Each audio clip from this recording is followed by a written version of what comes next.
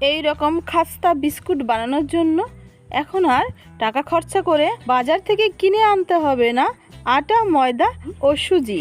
বাড়িতে থাকা আটা অর্থাৎ রেশনের আটা দিয়েই আপনি কিন্তু এই রকম অসাধারণ একটা বিস্কুট ঘরেই তৈরি করে নিতে পারেন, ঘরে থাকাই সামান্য কিছু উপকরণ দিয়ে। এইরকম পারফেক্ট বিস্কুট বানানোর জন্য ভিডিওটি স্কিপ না করে পুরোটা দেখুন। সকল বন্ধুদেরকে স্বাগত জানিয়ে আজকের এই রেসিপিটি শুরু করছি। প্রথমেই আমি একটা পাত্রের মধ্যে একটা ডিম ভেঙে নিচ্ছি। আমি যে সমস্ত উপকরণ দিচ্ছি এইখানে এই বিস্কুটটা বানানোর জন্য একটা উপকরণও বাদ দেওয়া যাবে না। আর হ্যাঁ, যারা একদমই নিরামিষভোজী তারা এই ডিমের পরিবর্তে 4 চা চামচ তরল দুধ দিয়ে দেবেন।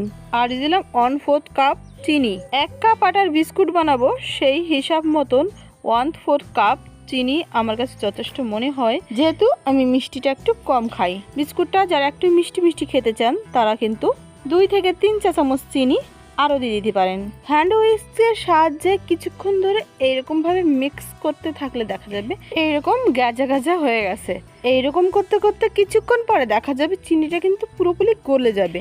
আমি এই কাজটা বেশিক্ষণ ধরে করলাম না, তাই চিনিটা কিন্তু নিচে এখনও দানা দানা আছে। এরপরে আমি দিয়ে দিচ্ছি 1/4 কাপ রান্নার তেল। তেলটা দেওয়ার পরে আবারও ভালোভাবে একটু মিশিয়ে নিতে হবে। ভালোভাবে মেশানো হয়ে গেলে এর মধ্যে আমি দিয়ে দেবো 1 কাপ পরিমাণ রেশনের আটা। আর এই আটাটা দেওয়ার আগে অবশ্যই চালনির সাহায্যে চেলে নিতে হবে। আর দিয়ে দিচ্ছি 2 টেবিল চামচ গুঁড়ো দুধ। এই গুঁড়ো দুধটা দিলে বিস্কুট স্বাদটা কিন্তু খুব ভালো হয়। দিয়ে দিচ্ছি 1/4 টিস্পুন লবণ, 1/4 টিস্পুন বেকিং পাউডার। আমি কিন্তু 1 কাপ আটা নিয়েছি, সেই অনুপাতে আমি সব উপকরণগুলো দিয়ে দিচ্ছি। যদি এখানে আটার পরিমাণটা বেশি দিতে চান অর্থাৎ বিস্কুট বেশি বানাতে চান সেক্ষেত্রে সমস্ত উপকরণ বাড়িয়ে দিতে হবে, কিন্তু হিসাবটা ঠিক রাখতে হবে।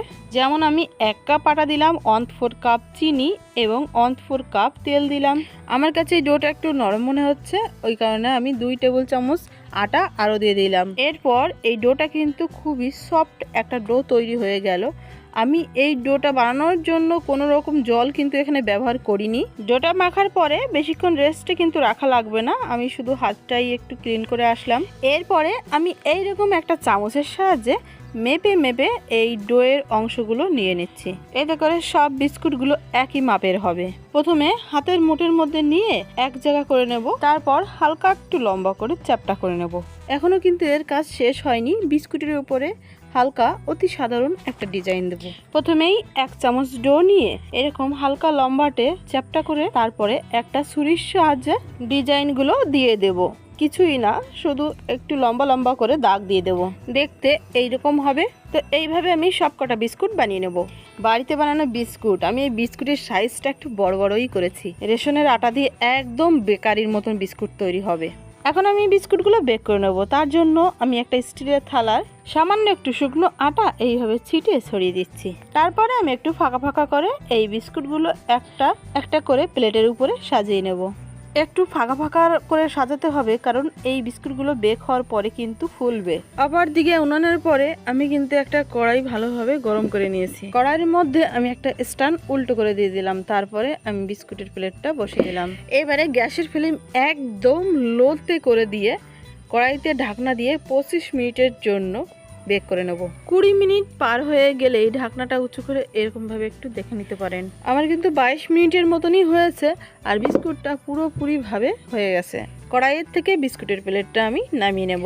আমার এই ভিডিওটি দেখে রেশনের আটা দিয়ে এইরকমভাবে বিস্কুট বানিয়ে চায়ের সাথে কাউকে যদি দেন, কেউ কিন্তু বিশ্বাসই করবে না যে এটা আপনি বাড়িতে তৈরি করেছেন। যেমন খাস্তা তেমন টেস্টি, কত সুন্দর উঠে আসছে দেখুন। চায়ের সাথে খাওয়ার জন্য পারফেক্ট একটা বিস্কুট। আমার এই ভিডিওটি দেখে যদি আপনি বিস্কুট বানান, প্রথমবারেই আপনার বিস্কুটও এইরকমই পারফেক্ট তৈরি হবে। বিস্কুটটা বানানোর জন্য যেহেতু ডিম ব্যবহার করেছি, আটাটা মাখানোর সময় সামান্য একটু ভ্যানিলা এসেন্স অথবা একটু এলাচের গুঁড়ো দেবেন। এতে বিস্কুটটি খাওয়ার সময় আটার গন্ধও লাগবে না। বাদ বাকি যে কটা বিস্কুট আছে ওই একই রকমভাবেই বেক করে নেব। বিস্কুটটি যেমন দেখতে সুন্দর হয়েছে তেমন খাস্তা তেমন টেস্টি। এইরকম নতুন নতুন রেসিপি ভিডিও দেখার জন্য মালা রান্নাবান্নাকে অবশ্যই সাবস্ক্রাইব করে রাখবেন। বিস্কুটগুলি আসলেই অনেক সুন্দর হয়েছে। এইভাবে বিস্কুট বানালে আপনার কিন্তু বাড়তি ময়দা সুজি ব্র্যান্ডেড আটা কিনে বিস্কুট বানানো লাগবে না। আজকের ভিডিওটি আমি এখানেই শেষ করছি। যারা প্রথম থেকে শেষ পর্যন্ত ভিডিওটি দেখেছেন তাদেরকে অসংখ্য ধন্যবাদ। খুব ভালো থাকবেন, সুস্থ থাকবেন।